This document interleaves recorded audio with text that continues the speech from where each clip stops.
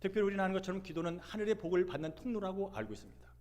하늘의 축복을 받는 통로가 기도라는 거예요. 더 나아가서 기도는 하나님께서 자기 백성들과 함께 하나님께서 하고자 하는 일을 하는 데 있어서 사용하는 최고의 방법이 기도라는 거예요. 그래서 이 시대에 많은 하나님의 역사가 일어났지만 그 역사의 중심에는 하나님께 끝까지 매달리는 기도의 사람들이 있었어요. 하나님은 끝까지 자신에게 말씀을 붙들고 그 자리를 지킨 사람들 중에서 역사를 변화시켜 왔고 교회를 세워 왔다는 것입니다. 그러면서 일은 하나님이 하시지만 기도는 내가 할 것, 응답은 하나님이 하시지만 기도는 내가 하는 것이라는 사실을 늘 염두에 두고 한 날 한 날 신앙생활하는 것이 바로 예수 믿고 구원받은 사람들이 받을 수 있는 축복의 길이라는 것이죠. 황금의 입으로 불렸던 그리스도는 이런 기도에 대해서 이런 말을 했습니다. 기도는 불의 능력을 잠재웠다. 기도는 날뛰는 사자를 제어했다. 기도는 전쟁을 끝내겠다. 기도는 폭풍우를 멈추겠다. 기도는 귀신을 내쫓았다. 기도는 죽음의 사슬을 끊었고 기도는 저주의 사슬을 끊어버렸다.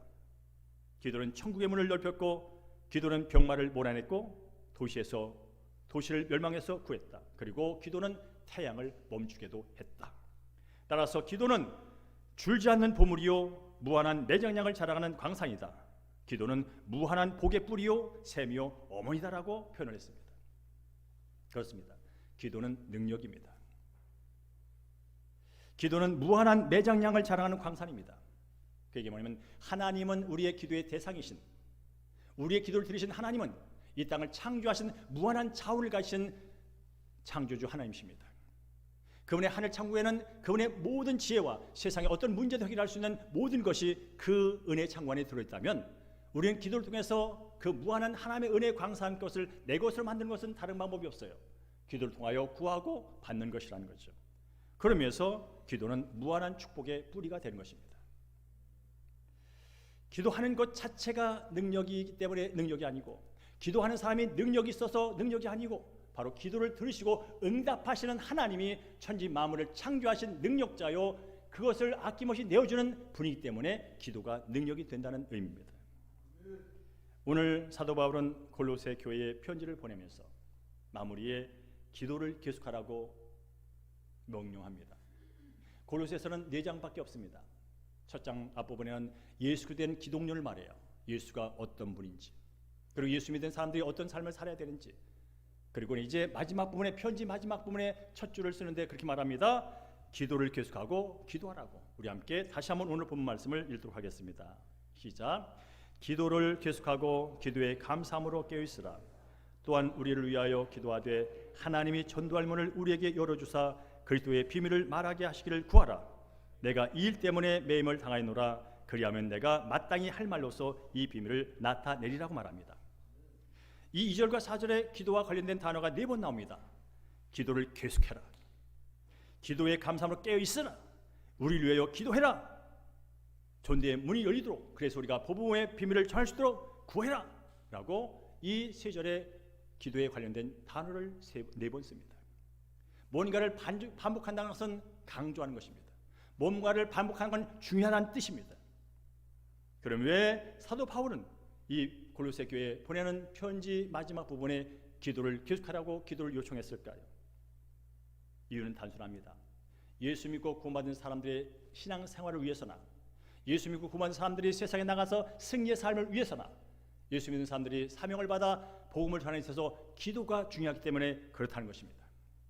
그래서 E.M. 바운즈라는 기도와 관련된 수많은 책을 썼던 분은 이런 말을 했어요. 기도를 소홀히 하는 것보다 일을 소홀히 하는 것이 낫다. 예수 믿고 구원받은 사람은 일하지 말라는 뜻이 아니라 일을 하는 데 있어서 기도를 소홀히 하는 것보다 일을 소홀히 하시는 것이 낫다. 왜냐하면 하나님의 일은 하나님이 직접 하기 때문에 그런 줄 믿습니다. 여러분은 그런 경험을 했을 거예요. 뭔가를 계획하고 뭔가를 열심히 하는데 되는 듯 하다가 용두삼이 된 꼴을 수도 없이 경험했을 거예요. 급하니까 하나님 내 친구, 급하니까 주일 빠져버리고, 급하니까 기도 안 하고, 급하니까 찬양 안 하고, 급하니까 말씀 안 보고 그저 일에 처박혀서 일을 하다 보니 열심을 내는데 뭔가 될 것 같은데 결론은 용두삼이 결국은 안 되나 봐 하면서 흐지부지 끝냈던 수많은 경험을 갖고 있을 거예요.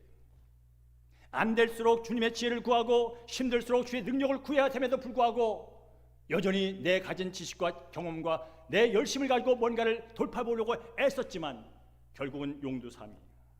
그래서 바울은 말합니다. 기도를 소홀히 하는 것보다 일을 소홀히 하는 것이 낫다.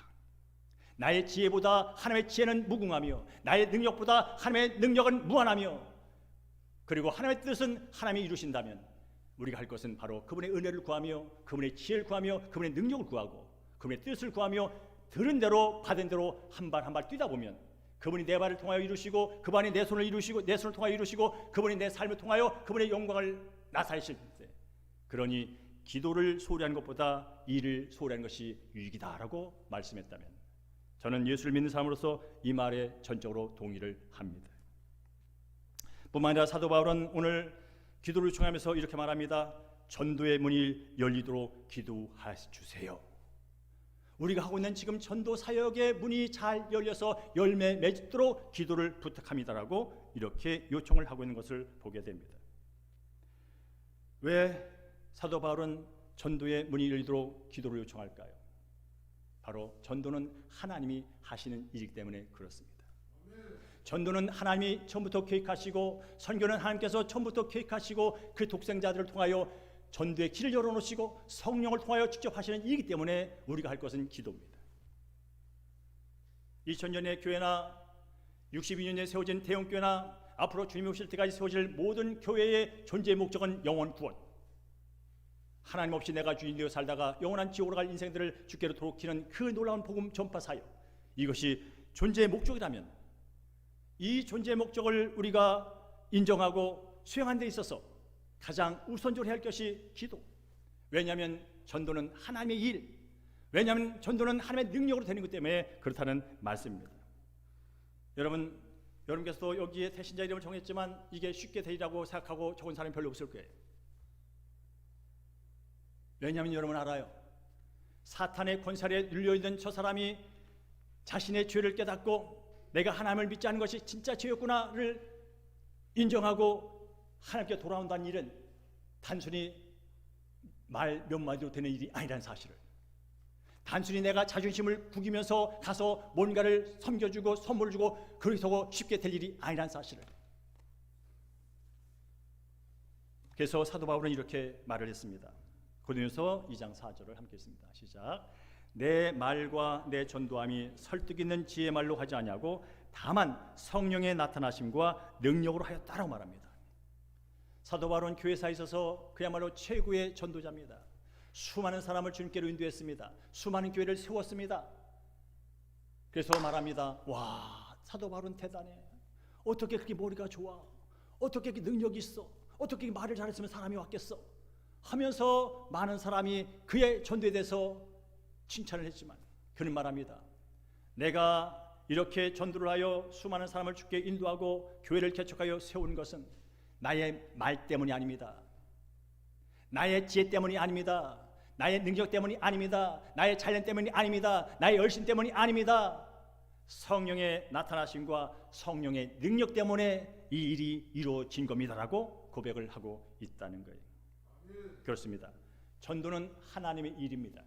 그래서 하나님의 능력으로 하나님이 하시는 일이라면 우리는 그 능력을 우리가 인정하고 우리가 전도할 때 삶 가운데 적용하는 일을 해야 한다는 사실을 말씀드린 것입니다. 그렇습니다.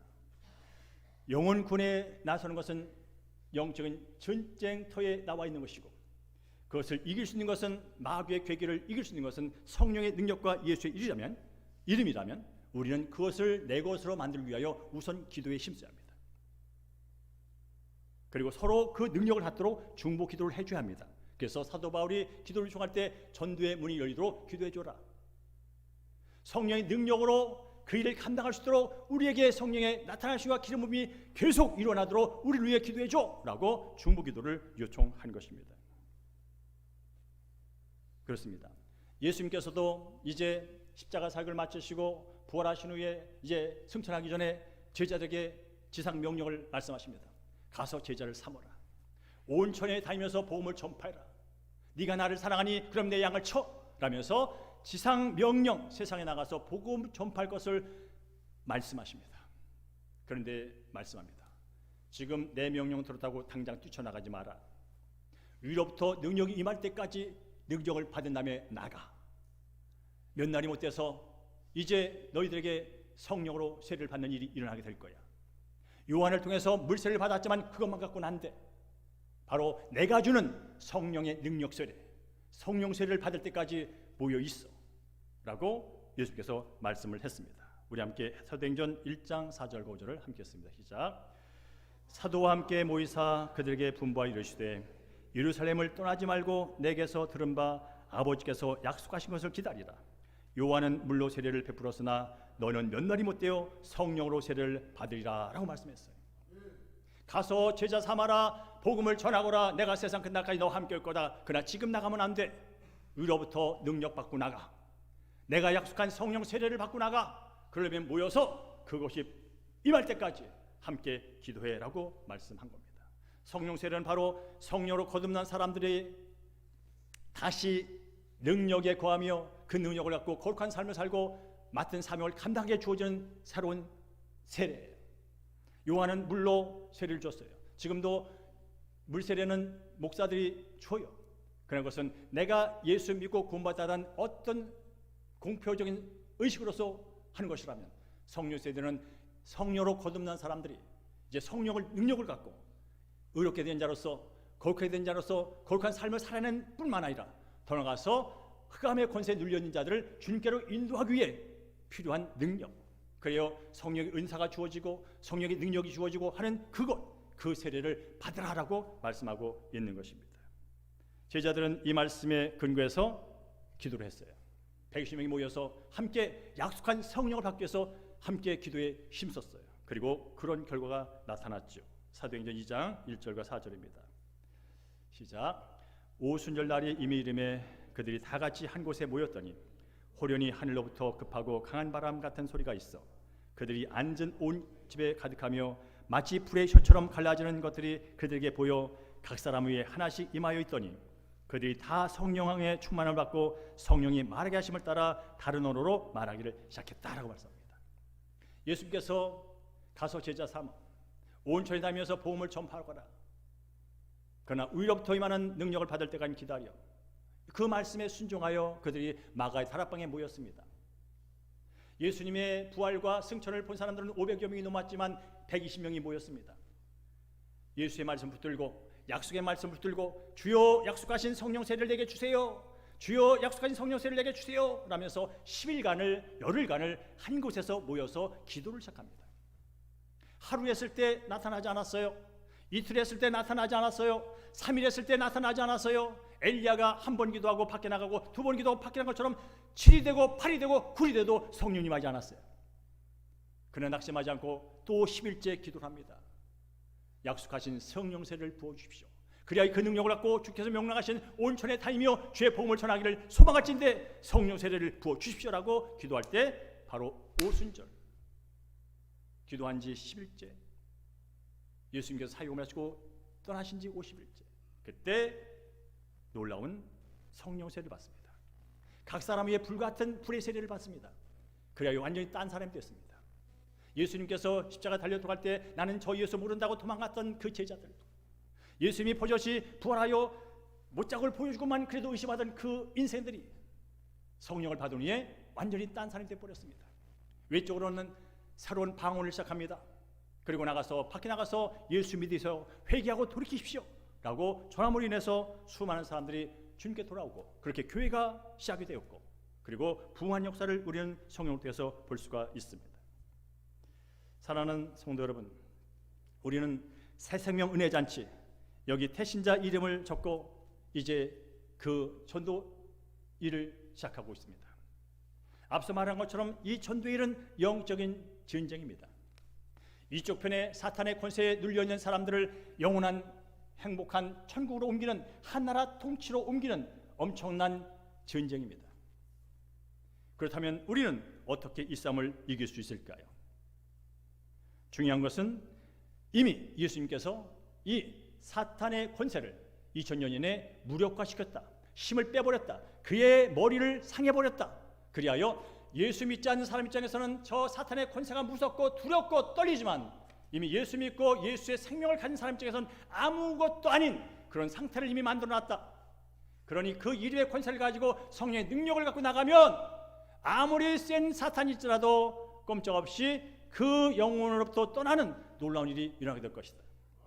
그러니 성령의 능력을 먼저 받고 예수의 권세를 믿어라. 바로 여러분들이 이 영혼을 주님께로 인도하기 위해서 몇 번 해볼 수 있을 거예요. 몇 번 해봤을 수 있을 거예요. 그러나 여전히 안 된다면 지금부터는 먼저 기도하십시오. 내 안에 성령의 세례를 받기 위하여 기도하십시오. 이 자리에는 성령 세례를 받으신 분이 계세요. 방언도 받았고 어떤 은사를 통해서 지금까지 교회를 섬겨오셨어요. 이런 분들에게는 성령 충만을 위해 기도하십시오. 성령이 전적으로 나의 감정과 내 지식과 내 경험과 내 능력과 내 자아를 완전히 지배하여 그분께 내가 순종하는 달께까지 나가십시오. 그런 사람들의 특징이 뭔지 아십니까? 하나님이 보고 싶어요. 예수님이 그냥 찬양이 돼요. 감사가 그냥 흘러나와요. 그냥 하나님 믿는 게 너무나 감격스러워요. 성령 충만은 단순히 뒤집어지고 엎어지고 방언하고 하는 것이 아니라 하나님에 있다는 자체가 너무나 즐겁고 감사가 넘치고 기쁨이 넘치고 평강이 넘치고 소망이 넘치는 이게 성령 충만이에요. 그래서 두려움이 와도 사자밥에 있어도 불이 있어도 가는 거예요.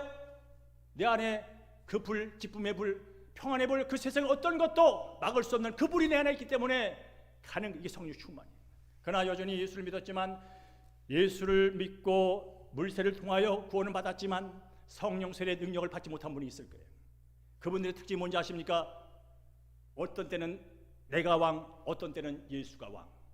그래야 늘 내 기준과 판단으로 세상을 바라보고 내 감정과 모든 것으로 사건들을 해석하며 뭔가를 애쓰는 것.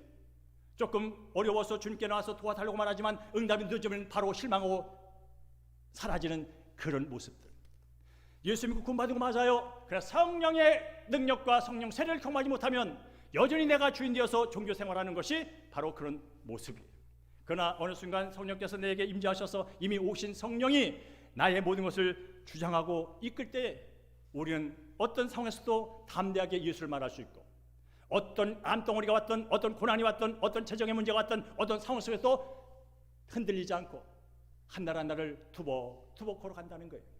왜냐하면 이미 나는 예수 안에서 영원한 생명을 소유한 사람, 상황과 조건을 왔다 가는 것, 암도 왔다 갈 것이고 심지어 죽음도 왔다 갈 것이다 라는 그 믿음이 성령의 충만을 위해서 확신이 오게 되면 우리는 그 안에서 자유를 누리며 살게 되는 거죠.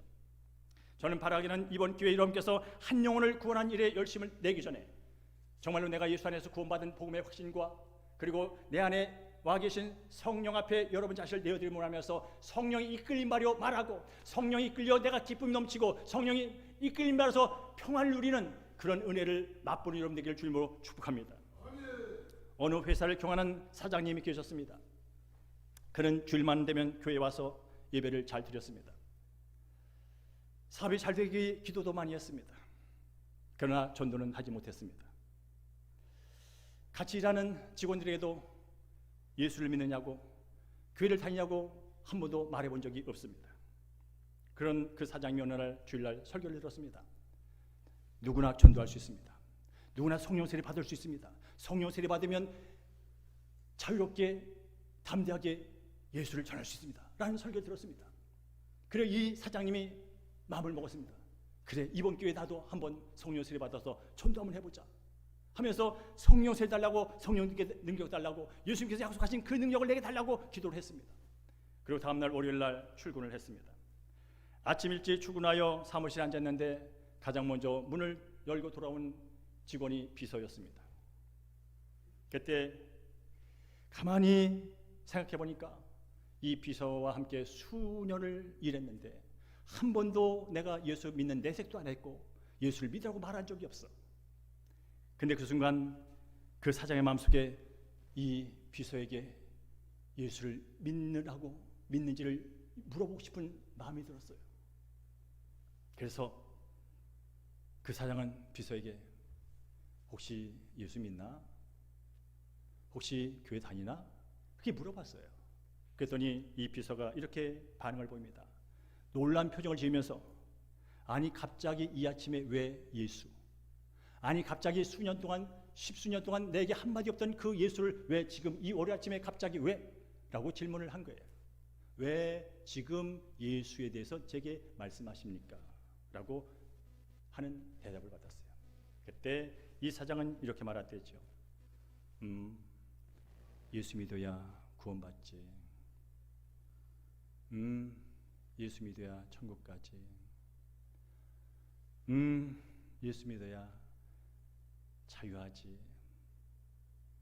그 사장은 자기도 모르게 이 말이 튀어나온 거예요. 무슨 복음 제시를 배운 적이 없어요. 사역일을 외운 적이 없어요. 예수 믿어야 구원받지. 예수 믿어야 천국 가지. 예수 믿어야 이 갈등의 구조 속에서 그 안에서 평강을 누리며 산단다. 자기도 모르게 입에서 그 말이 튀어나온 거예요. 그럴 때 비서가 이렇게 대답을 합니다.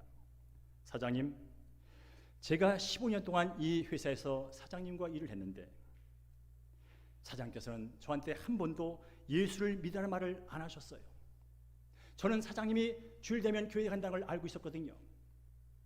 그래서 저는 이렇게 생각했어요.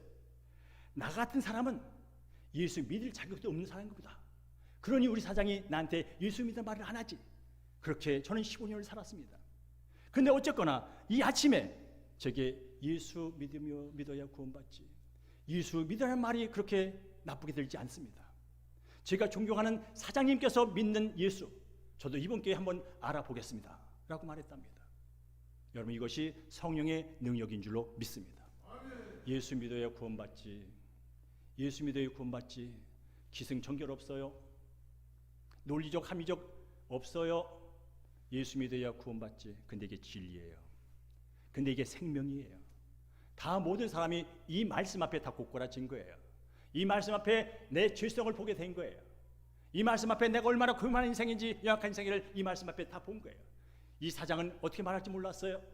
그런데 왜 지금 갑자기 예수 얘기할 때 예수 믿어야 구원받지, 예수 믿어야 천국 가지, 예수 믿어야 이 갈등의 구조 속에서 평강의 삶을 살지. 누가 그 말을 주었을까요? 내주하시는 성령께서 그 말을 주신 줄로 믿습니다. 그래서 예수님께서 말씀했어요. 너희가 전도할 때 무슨 말 할까 걱정하지 마. 일단 나가. 그러면 성령께서 무슨 말을 할지 알려줄 거야. 다 그 사람의 케이스 바이 케이스, 사람마다 다 달라. 성령은 다 알아. 그러니 네가 예수의 마음을 갖고 가서 있으면 성령이 말씀할 거야. 예수 믿어야 구원받지요. 예수 믿어야 영생 얻지요. 예수 믿어야 천국 가지요. 여러분, 이런 은혜가 사랑하는 여러분에게 있기를 주님으로 축복합니다. 전도는 대단한 것처럼 보이지만, 전도는 훈련을 대단히 받아야 할 것처럼 보이지만 그렇지 않습니다. 생명을 살리는 생명의 언어를 사용하면 되는 거예요. 근데 그것도 내가 하는 게 아니에요. 내 속에 있는 내 안에 들어와 계신 성령이 나를 통해 하시는 일이라면 우리는 내어드리면 되는 거예요. 그것이 이번 은혜잔치에 우리가 경험할 일이에요. 저는 우리 사랑하는 성도들이 이 은혜를 경험하게 되길 주님으로 축복합니다. 그렇습니다. 그래서 이번 기회뿐 아니라 앞으로 우리 사랑하는 대형교회 성도님 주변에 있는 사람들이 왜 나한테는 예수 믿으라고 안 했어? 친구야, 왜 나한테는 예수 믿으라고 안 했어? 엄마 아버지 왜 나한테는 예수 믿으라고 그렇게 말하지 않았어? 동생아, 형님아, 왜 형님은 매일마다 예수 믿는 게 좋아서 교회를 가는데 왜 나한테는 예수 믿으라는 말을 안 했어? 그런 말을 듣지 않는 여러분 되기를 주님으로 축복합니다. 그래서 먼 훗날 이 땅에서도 당신 때문에 내가 예수를 알게 됐고 예수에 관심을 갖게 됐고 그리고 예수를 믿음으로 새로운 삶을 댔어 라고 하는 감사 소리를 들을 뿐 아니라 주님 앞에 섰을 때 내가 가장 기뻐한 일, 내가 가장 좋아하는 일, 그리하여 내 독생자까지 보낸 그 일, 네가 믿음을 갖고 순종했으니 그리하여 네 열매가 옆에 있단다, 네 열매가 옆에 있단다 하면서 함께 바라보며 웃음 짓는 그날, 그 현장, 그 영원한 기쁨은 영원한 기쁨, 그 자리에 저와 여러분이 서 있기를 주님으로 축원합니다.